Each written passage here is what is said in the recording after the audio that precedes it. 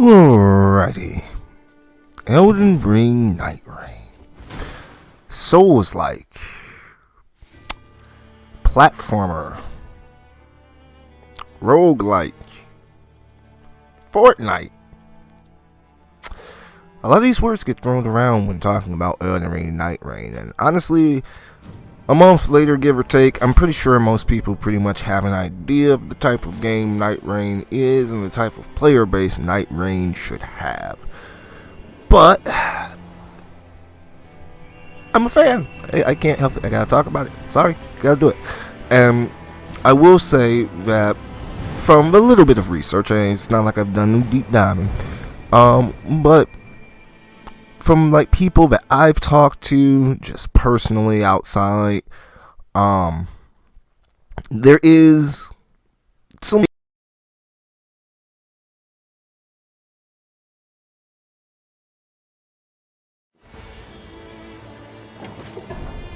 with that. I don't know if I'd have brought Nightreign. Originally I kind of was like, I'll wait till it goes on sale. This game will go on sale. But then I broke down, I said, I'm going to play the game, see what type of, content is out here for real with this game. And then I realized something. Yeah, you know what? This is actually, it's a really good game. And this game is actually different enough from Elden Ring. And still similar enough. Like I had a buddy before it came out, I was talking about Nightreign, and he's like, this does not look like this is going to be good.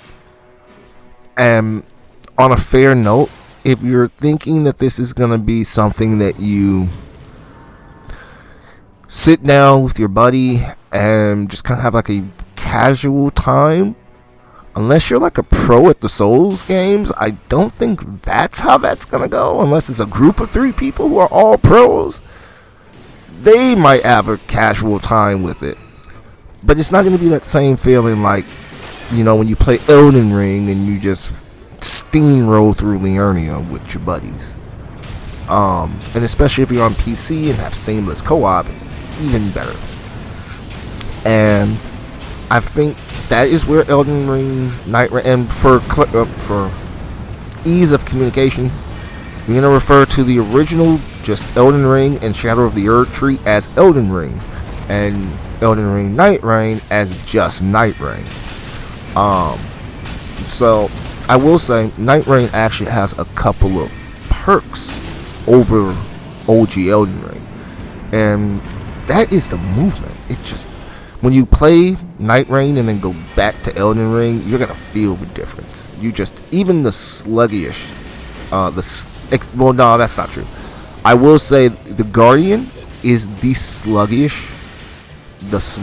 most sluggish character, the most sluggish Nightfarer that you can play as in Nightreign, and that might be a bit slower than Elden Ring's base movement, but they're on par with each other. Everybody else is it feels so much faster than the original Elden Ring. Jumping feels better, climbing feels better.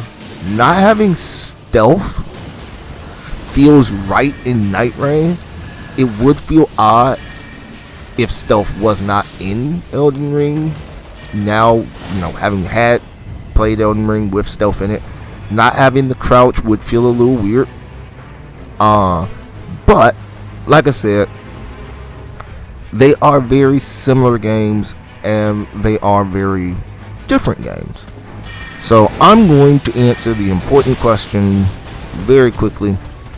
Now I'm not going to say that I have like hundreds of hours into the game. I don't have all of that experience. Don't have early access experience. But from what I've played, both solo, mostly solo actually, and with groups, is Nightreign worth copping for the $40 price tag? If you have a group of friends that you can play with and consistently play with, go ahead and get it. It's definitely worth it. If you play solo and don't mind playing solo, and thus the extra challenge with it, go ahead and get it.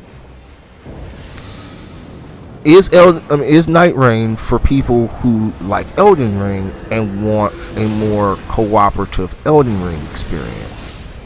No, it is not that. That is the important distinction. Elden Ring, even though it's one of the fastest Souls games, is still slower paced than Nightreign. Because Nightreign is, I think, primarily designed for 3 people, there are some caveats and some issues, and also the nature of how Nightreign works. It's just tweaked higher than OG Elden Ring. That experience of just going through slow, methodically, you're not gonna get that. There's no time for that in Nightreign. But it is for people who like speed running, randomizers, people who like to be efficient like me when they play these types of games. Those people are definitely going to appreciate Nightreign. If you have a group of people who have those types of enjoyment, you can enjoy Nightreign.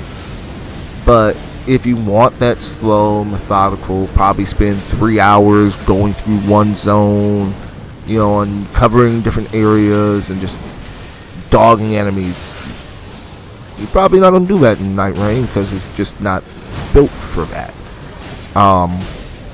The games are actually pretty quick.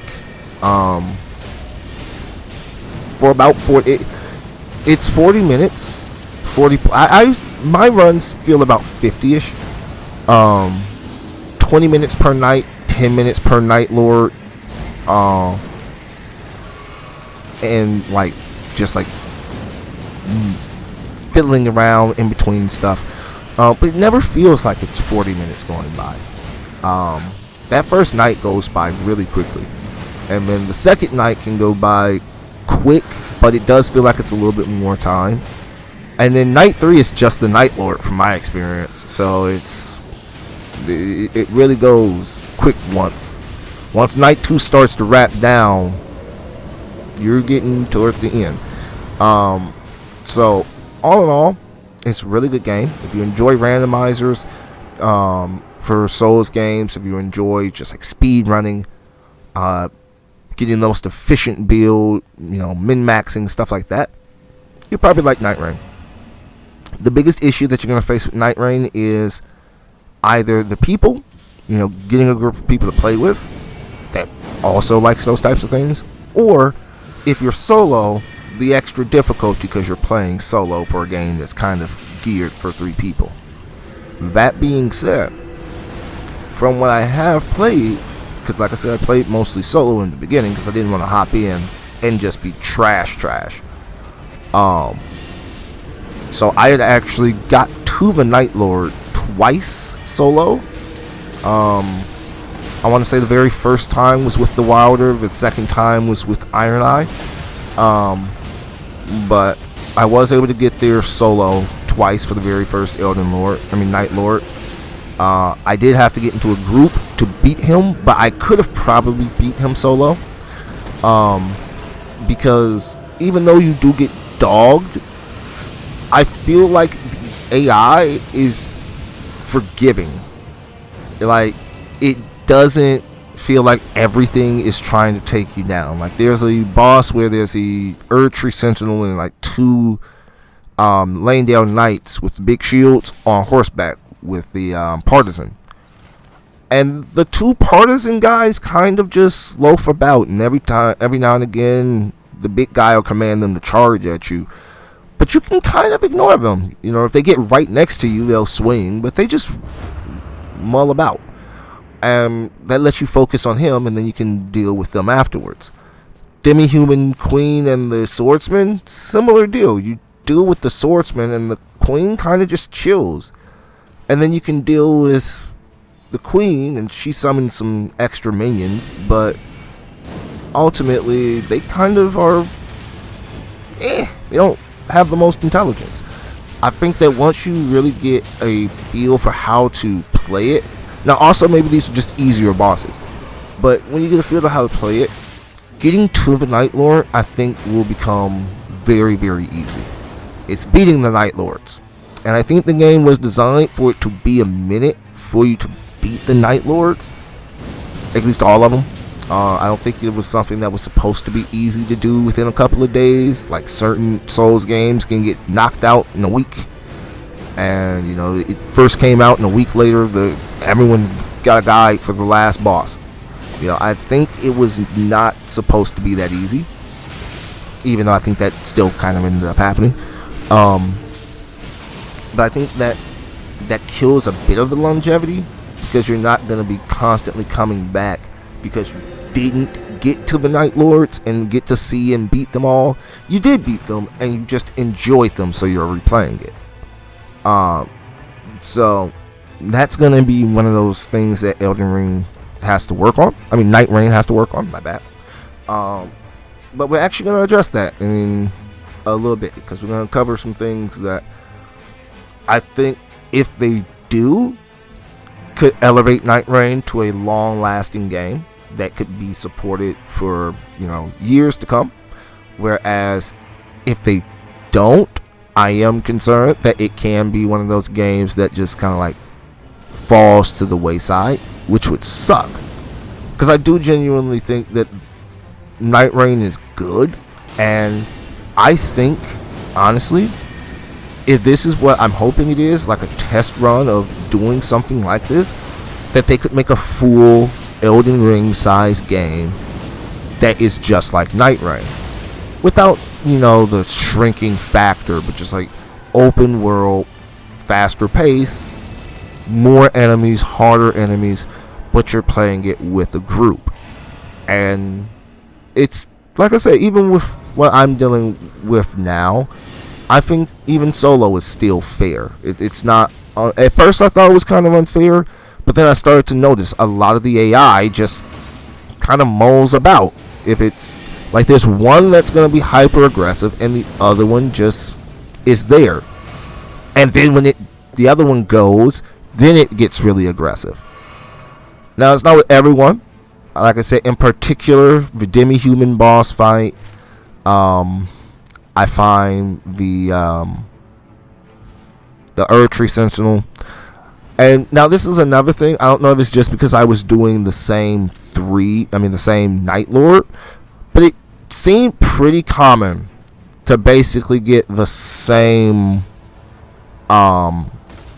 night bosses. So I don't know if there's a very small pool per Night Lord run for each one. I don't know if that's the case. But like for the first Night Lord, I only ever got the demi-humans, the Earth Tree for night 2, and if it wasn't the demi-human on day 1, it was the Bell Hunter, and that was it. Those are always the same night bosses. But then you could find like a Wolf of Radagon or a Golden Hippopotamus just out in the world, you know. So I'm not exactly sure how the bosses and what boss can be where just yet. That's one of those things that I don't have for you. But I can say, like I said, it is a good game. It's definitely worth playing. And with what they have, there's a lot of potential for it. It has a lot of potential. And so moving on, like I said, the things that I think that if they do this, then I think Nightreign will last very long. And I think it's kind of going to be like a live service, but not a live service game, if that makes sense. Because it's not going to have all the microtransactions. It's not going to have all that extra stuff. But literally all they really need to do, and they've made it clear that they're going to do similar types of things, so they could just go all the way and do it, then it's there. And if they don't charge extra or absurdly extra, then that's what we need. And the thing is, there are three main areas. I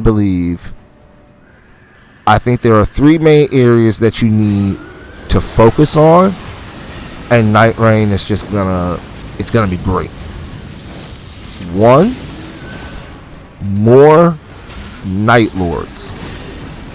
Now, they may not necessarily be called Night Lords. You may call it something else, because I don't know how the story is considered. I know ultimately you're going to be doing, you face multiple Night Lords, and I'm going to call them aspects of night, because there is one Night Lord. So either they can say that, either they continue like the story and add another Night Lord, where the big bad, the final Night Lord, there's another version of that, or they could literally just keep doing aspects of the night, and they just keep adding, different versions of bosses, different, enjoyable boss fights, new boss fights for Souls, period. Maybe even a teaser of Dustborn. I think it's Dustborn. For the Switch 2, since that's gonna be an exclusive for the Switch 2. Maybe just pull one of those bosses over there, just because. But if there's adding on those types of Night Lords, or big fun bosses, and then every now and again adding in some stuff in the Limville world with bosses there, maybe add some more bosses from other Souls games that didn't really meet the first cut. I saw Duke's Dear Freya, but maybe you throw Quelaag in, and maybe you don't throw Quelaag in, maybe you throw Quelana, but what if, as if she actually did become a spider demon. Maybe you throw the Witch of Izalith before she became the Bed of Chaos. Full power OG, before sacrifice Lord Gwyn, stuff like that. You can add these types of fights, bosses, and I think that would be definitely helpful to keeping the game alive. I don't know what window, like how often to do that type of stuff. I don't know if it would be best to add like a second map for that, and keep them all confined to that, or if it would be better to just add them as like a random level list generated factor type of deal, or if you should keep that type of stuff to like higher end Night Lord type bosses. But as long as 2 years from now there's more bosses, that I think is the important part. Because even with their single player Souls games, there's always a DLC. Even if it's only one, then I need a DLC that has some really good bosses. I don't want it to be 2 years later and Nightreign just has the original 8, Night Lords, or 9, however many there are. I think it's 8. But if it's just those, that would suck. Second, Nightfarers. I know typically in Souls games and stuff like that, there are only so many builds you can theoretically create, and a lot of the Nightfarers kind of feel like they're build focused type deals. But never underestimate the creativity of people. You can always create different, themed builds, because the real deal with the Nightfarers isn't even their stat allocations, it's their custom abilities, their passives, their ultimates, their character ability, stuff like that. So you can pretty much create as many Nightfarers as you want. So again, definitely don't want it to be the same 8 Nightfarers 2 years from now. Same ability. Now, again, I haven't played through all of Nightreign. I know that there are things that unlock as you beat more of the Night Lords. like customizations after 2 Night Lords. I think you need to beat a Night Lord before you can get the ability to get the secondary chalices for characters for the Nightfarers.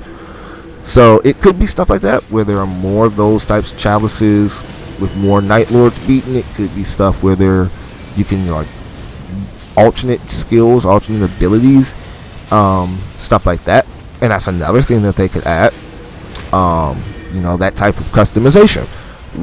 Now you don't just have Iron Eye, which will always have that one target thing and shot. You might have an Iron Eye who has a super powered rain of arrows as his ultimate, and instead of marking it with the dagger, he shoots an arrow that makes them, everything focuses on that. Like the bewitching fragrance thing has a bewitching arrow as like, his character ability. Things like that. They can create new Nightfarers, add new bosses, and now this is the most contentious one. Like, this is the one that I'm a little bit nervous on, because I don't know if this would necessarily be a thing. And that is map. Now, I saw with the shifting earth type stuff that the map can change. But other than like random location placement, I feel like there are still just certain biomes and areas you don't experience as much.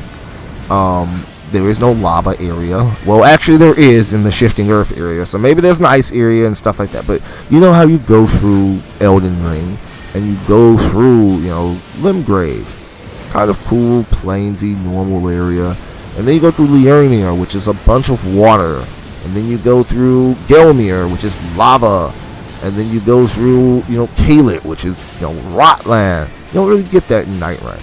At least not from what I'm seeing. Maybe in the shifting earths there's more of those. I just saw a lava one, but like I said, it's, and then stuff like that, adding things like the shifting earth, maybe random cosmic impacts. Apparently Elden Ring's universe is known for having meteor strike, so maybe that's a new feature. Just more stuff. And I'm willing to pay for more stuff as long as it's not like made in the microtransactions, because we all know that then what people were saying was true, where it's, this was just a cash grab and the game really wasn't even done necessarily. That's why it was $40 and they'll just add more. But again, I really have respect for FromSoft as a company, and I feel like they may have just made a simple game for $40, and if that's the case, that's not bad. It's a good, fun game for $40. But if they're really trying to make a game that's gonna last, something in 2026 and 2027 that people are talking about still, they're gonna want to add that DLC content. And since this is a multiplayer game, story game, but it's not a story driven experience as much as, and that's saying something considering not Souls games aren't necessarily story driven, but it's not as much content, what I'm saying, as a Souls game or as your traditional Souls game. I would thoroughly like for it to get more stuff, and maybe an extra 4 Night Lords and 2 Nightfarers, or 4 and 4 for another $20-$30. Let's not start doing $40 DLC for a game that was $40.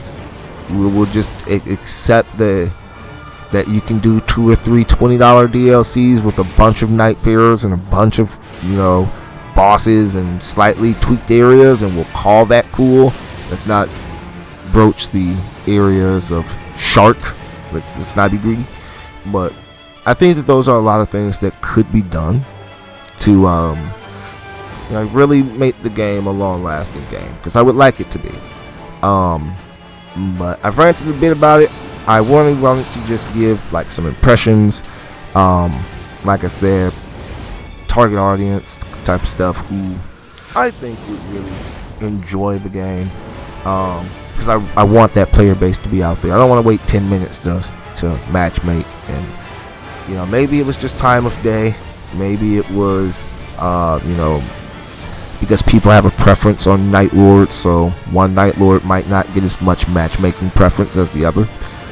But I will say, the more players you have, as long as the servers can handle it, the less time it's going to take you for matchmaking and stuff like that. So we want to try and keep that player base up, because it is a good game. Like I said, even if it wasn't something that they, it's not Elden Ring 2, but it's a good game. Like I said, I appreciate being able to play it. I enjoy it, and hopefully other people can enjoy it as well. And like I said, there are a lot of different things that can happen with Nightreign, and so I'm just hoping that positive things are done with Nightreign.